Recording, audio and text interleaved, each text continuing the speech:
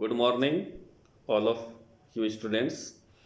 Myself, Dr. Sudarshan Rathod, Assistant Professor, Mira Girls College, Udaipur, Department of History. आज हम जिस विषय पर चर्चा करने जा रहे हैं वो हमारा टॉपिक है सिंधु घाटी की सभ्यता, इंडस वैली सिविलाइजेशन, जो कि एक नगरीय सभ्यता थी। और इस सभ्यता को सिंधु घाटी की सभ्यता और हड़प्पा की सभ्यता, इन दोनों नामों से जाना जाता है। तो ऐसा क्यों? तो इसके पीछे जो लॉजिक है, जो कारण है, क्योंकि इस समय के जो खोजे गए नगर थे उनमें से अधिकांश नगर सिंधु नदी के किनारे पर बसे हुए थे, इसीलिए इसको सिंधु घाटी की सभ्यता कहा जाता है। दूसरा, इस समय के जो नगर खोजे गए थे उसमें सबसे प्रथम जो नगर था, खोजा गया नगर, वो 1921 के अंदर हड़प्पा की खोज हुई थी सबसे पहले, इसीलिए इसको हड़प्पा सभ्यता के नाम से भी जाना जाता है। तो दयाराम साहनी के द्वारा 1921 में सबसे पहला नगर अगर कोई खोजा गया था तो वो हड़प्पा नगर था। वहाँ पर सबसे पहले उत्खनन हुआ था, एक्सकेवेशन हुआ था, इसीलिए इसको सिंधु घाटी की सभ्यता या हड़प्पा सभ्यता के नाम से जाना जाता है। अब ये जो नगरीय सभ्यता थी, जो भी इसके बारे में जानकारी मिली है, वो जब यहाँ पर उत्खनन किया गया, एक्सकेवेशन किया गया, तो उस एक्सकेवेशन के अंदर जो साक्ष्य मिले, जो एविडेंसेस मिले, उन सारे एविडेंसेस के आधार पर यहाँ की पूरी संपूर्ण व्यवस्था के ऊपर जो है वो प्रकाश पड़ता है। तो सबसे पहले हम जानेंगे कि ये सभ्यता कहाँ तक फैली हुई थी। तो इस सभ्यता का जो विस्तार है, जो एक्सपेंशन है, वो लगभग 13 लाख वर्ग किलोमीटर में था।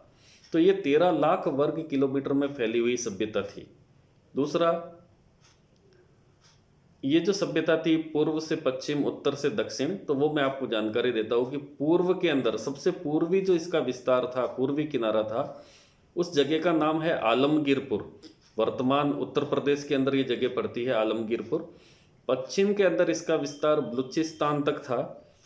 उत्तर के अंदर इसका विस्तार मांडा, जो जम्मू एंड कश्मीर में पड़ता है, मांडा तक था। और दक्षिण में इसका विस्तार देमाबाद, जो कि महाराष्ट्र के अंदर था। तो आलमगीरपुर से लेकर के बलूचिस्तान तक ये पूर्व से पश्चिम में फैली हुई थी, और उत्तर के अंदर मांडा से लेकर के दक्षिण में देमाबाद तक, यानी इस पूरे विशाल क्षेत्र के अंदर ये सभ्यता विकसित थी। और यहाँ पर बहुत सारे नगर जो थे वो यहाँ पर विकसित हुए, और मोस्ट ऑफ नगर, मोस्टली जो अधिकांश जो टाउन्स है, वो सारे के सारे नगर किसी नदी के किनारे पर बसे हुए थे, इसीलिए इसको नदी घाटी सभ्यता के नाम से भी जाना जाता है। तो बहुत ही प्राचीन सभ्यता और नगरीय सभ्यता थी। अब दूसरा प्रश्न आता है कि इस सभ्यता का काल क्या था, ड्यूरेशन क्या था, किस समय में ये सभ्यता विकसित हुई थी। तो अलग अलग जो इतिहासकार है, अलग अलग जो पुरातत्वविद है, उन्होंने अलग अलग अपने समय से इसका कैलकुलेशन किया है।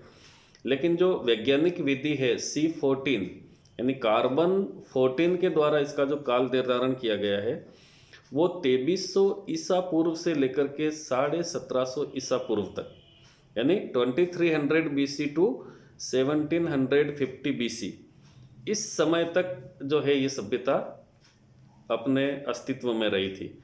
और इसमें भी इसका जो पूर्ण विकसित काल जो माना जाता है, कंप्लीटली डेवलप्ड फॉर्म में ये अगर सिविलाइजेशन देखी जाती है, तो वो 2200 ईसा पूर्व से लेकर के 2000 ईसा पूर्व, यानी ये 200 साल का जो समय था, उस समय में ये संपूर्ण अपनी विकसित अवस्था में थी।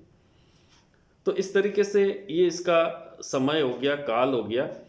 फिर बात आती है कि इस सभ्यता को बसाने वाले लोग कौन थे, पीपल्स ऑफ दिस सिविलाइजेशन।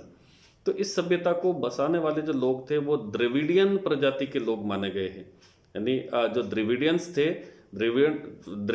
थे वो इस सभ्यता के मूल नागरिक थे।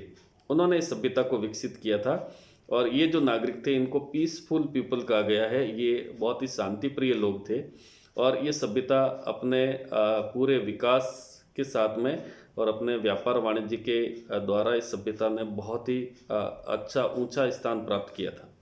तो इसके बारे में हम आगे जानकारी करेंगे। अब सबसे पहली बात आती है कि इतने विकसित नगर थे, जैसा कि हमने हड़प्पा है, मोहनजोदड़ो है, चौंदड़ो है, ठीक है, धोलावीरा है, बहुत सारे इसके नगर है।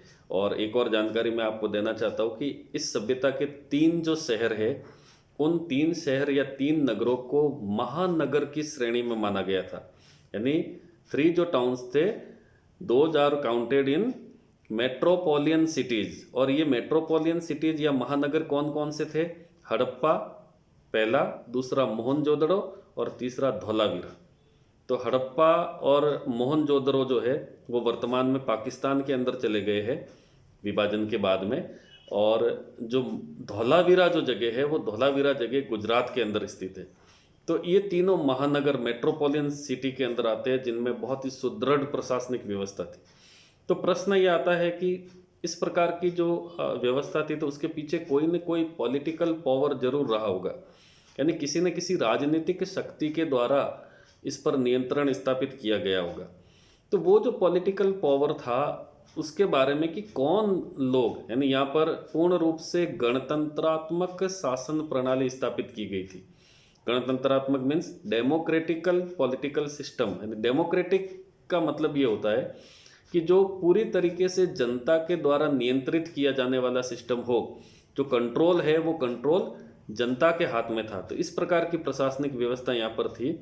और ये माना गया है कि यहाँ पर वणिक वर्ग का, यानी जो व्यापारी लोग हैं, उनका शासन यहाँ पर था। वो राजा होते थे, व्यापारी वर्ग में से किसी को राजा बनाया जाता था। दूसरा, क्योंकि ये जानकारी अधिकांश जो शहर है वो सारे के सारे शहर पूर्व और पश्चिमी टीले के अंदर विभाजित है, ऐसा जो उत्खनन हुआ उसमें जानकारी मिली है। तो जो पश्चिमी टीला है, उस पश्चिमी टीले के अंदर एक बड़ा भवन मिला है, जो एक महल रूपा भवन दिखा है। तो उससे ये अनुमान लगाया गया कि यहाँ पर राजा का निवास रहा होगा। तो पूर्व में आम नागरिक रहते थे और पश्चिम में राजा के निवास के लिए भवन बना हुआ था। तो इस तरीके से यहाँ पर कोई न कोई राजनीतिक शक्ति का नियंत्रण था और व्यापारिक वर्ग के द्वारा इसको कंट्रोल किया जाता था। दूसरी जो बात आती है वो आती है टाउन प्लानिंग की। तो सबसे इम्पॉर्टेंट जो बात है वो इस सभ्यता की टाउन प्लानिंग है। इसके जितने भी नगर थे, उन नगरों के अंदर सभी में पक्की ईंटों का प्रयोग किया गया था। केवल राजस्थान के अंदर कालीबंगा और हरियाणा के अंदर बनवाली 2 जगह ऐसी थी जहाँ पर कच्ची ईंटों का प्रयोग हुआ था, लेकिन बाकी सभी जगह के मकानों पर पक्की ईंटों का प्रयोग किया गया था। तो और पक्की ईंटों का भी एक रेशो था जो 4:2:1 के अंदर विभाजित था, यानी 4:2:1। तो इसका क्या मतलब हुआ कि ईंट की जितनी लंबाई है उसकी आधी उसकी चौड़ाई होती थी, और जितनी चौड़ाई है उसकी आधी उसकी मोटाई होती थी। तो इस तरीके से ये 4:2:1 के अंदर ये ईंटें बनाई जाती थी। तो निश्चित पैमाना, एक सांचा था जिसके अंदर ये ईंटें तैयार होती थी। और मकान जो थे वो 1 मंजिला और बहुमंजिला दोनों बनाए जाते थे। और मकान के अंदर, हर मकान में उस ज़माने में आप इमेजिन कीजिए, प्रत्येक मकान के अंदर स्नानागार होता था, एक बाथरूम होता था। और मकान के किचन का और बाथरूम का जो आउटलेट है, पानी है, वो सीधा एक नाली के अंदर जाता था। और उस नाली के अंदर, जिसको हम ड्रेनेज सिस्टम कहते हैं, ये ड्रेनेज सिस्टम को कहा गया है कि ड्रेनेज सिस्टम जो था वो सिंधु घाटी सभ्यता की रीढ़ की हड्डी माना गया है। Backbone of the Indus valley civilisation वो ड्रेनेज सिस्टम था, जल निकासी प्रणाली जिसको कहते हैं। आज भी हम देखते हैं कि हमारे शहरों के अंदर जो पानी है वो गंदगी फैलाता है, बाहर गलियों में रहता है, लेकिन सिंधु घाटी सभ्यता के जितने भी नगर थे वहाँ पर बहुत ही सिस्टेमेटिक तरीके से जो है वो नाली व्यवस्था को लागू किया गया था। और प्रत्येक मकान का जो पानी, गली के अंदर एक नाली बनी हुई थी जो 2 फीट गहरी होती थी और 1 फीट चौड़ी होती थी, और पूरी कवर्ड, ईंटों के द्वारा उसको कवर्ड किया गया था। बीच बीच में सफाई के लिए उसके अंदर कुछ चीज़ें लगाई गई थी।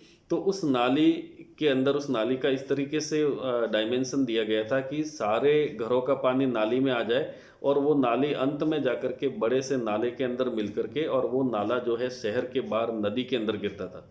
तो इतना सिस्टेमेटिक तरीके से इन्होंने जो है अपने नगरों को बसाया था। दूसरा, यहाँ की जो सड़कें थी वो सारी की सारी सड़कें समकोण पर काटती थी, 90 डिग्री के एंगल पर काटती थी। और जो मुख्य चौराहा होता था, उस मुख्य चौराहे का नाम ऑक्सफोर्ड सर्किल रखा गया है। यानी सिंधु घाटी सभ्यता के अंदर जो मुख्य चौराहा था उसको ऑक्सफोर्ड सर्किल कहा गया है। और उस ऑक्सफोर्ड सर्किल से चारों तरफ 4 रास्ते निकलते थे, जो लगभग 30 फीट चौड़े रोड होते थे। और उन सभी रास्तों को मिट्टी से पक्का करके, मिट्टी के द्वारा उसको पक्का किया गया था और नीचे ईंटों का स्तर लगा करके एकदम पक्के रोड बनाने का प्रयास किया गया था। और सभी रास्तों के अंदर और शहर की सभी गलियों के अंदर उस समय में कूड़ेदान लगाए गए थे। कूड़ेदान यानी जिनको डस्टबिन्स कहते हैं हम। तो आप इमेजिन कर सकते हो कि उस ज़माने में, आज से 5000 साल पहले की जो सभ्यता थी, उस ज़माने में उन लोगों ने कितना सिस्टेमेटिकली उसकी सफाई जो है शहर की कर रखी थी। कहीं पर भी कचरा नज़र नहीं आता था। ये बहुत बड़ी महत्वपूर्ण बात है। यानी मॉर्टिमर व्हीलर जो हुए हैं, और उन्होंने ये बात कही है, कनिंघम ने भी बात कही है, जो ये पुरातत्वविद थे, उन्होंने ये कहा कि यदि सिंधु घाटी सभ्यता के समय में कंप्यूटर और लाइट, बिजली, इन दोनों की खोज हो जाती, तो आज हम 21वीं सदी में जी रहे लोगों से भी कई गुना ज़्यादा एडवांस ये सभ्यता होती। तो आप इमेजिन कीजिए कि उस ज़माने में उन्होंने इतनी अच्छी सभ्यता को विकसित किया था। बहुत बहुत धन्यवाद। हम नेक्स्ट वीडियो में इसके आगे के विषय पर, आगे के टॉपिक पर चर्चा करेंगे। Thank you.